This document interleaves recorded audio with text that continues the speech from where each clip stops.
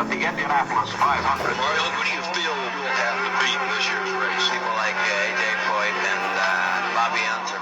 Stand by for the checkered flag. Absolutely incredible. Danny Sullivan spun in front of Mario Andretti. A.J. has done it. He has won his fourth Indianapolis 500. Beyond the Bricks with Jay Query and Mike Thompson. Brought to you by Quality Supply and Tool. Think outside the box. Store on 93.5 and 107.5.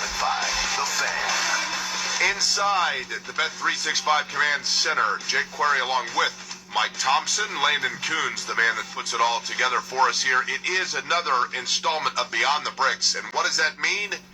It means it is a race week at the Indianapolis Motor Speedway. Good evening to you. It is our pleasure once again to join you to talk about the storylines, the personalities, the teams, the drivers, and all of the events that have taken place historically at the world's most famous racetrack at 16th and Georgetown, the Indianapolis Motor Speedway. And Mike Thompson is, for those of you who are new to the program, a historian from an audio standpoint, from a variety of standpoints, but certainly in terms of the history of the Indianapolis Motor Speedway as told.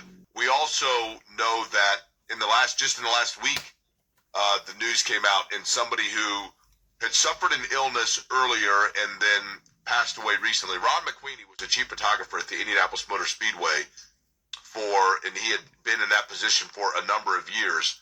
Yeah, and we got that soundbite from Sean, and I want to give Sean a shout out. Sean and his website, Voices of Racing. So if you go to voicesofracing.com, I actually just called him up kind of out of the blue because I knew he had interviewed Ron, and I said, hey, we do Beyond the Bricks. I'd love to use your soundbite, and I'm not going to just steal your stuff. I'd love to have a soundbite with Ron for the show. Is it okay if we use it? And so he was very gracious to let us use it, and he's got 4-part series with Ron talking about not only his career but some of his memorabilia and things like that. So make sure you go to voicesofracing.com and check out his interviews with Ron and other folks from the racing world. So I think you'll really enjoy it.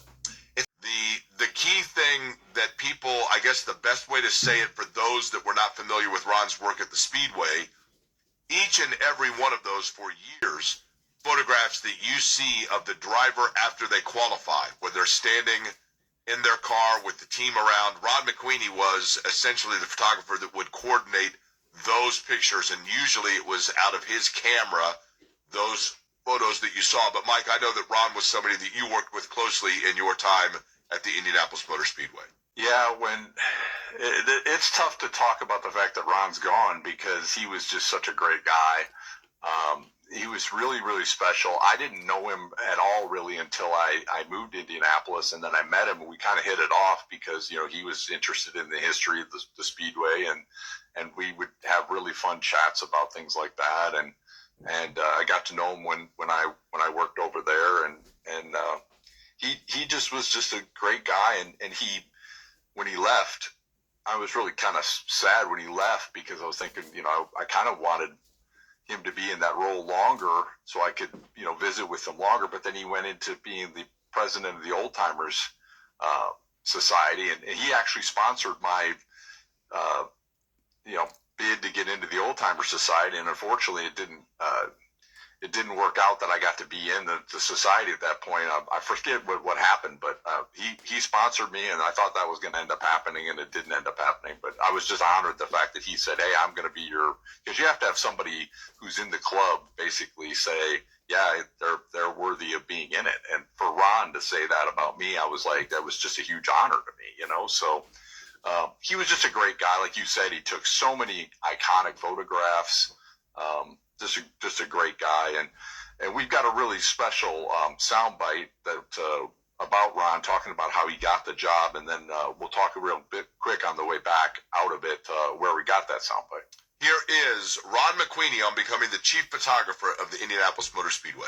My boss, Charlene Ellis, decided she wanted to go to a better paying job, and she had a job lined up in Phoenix.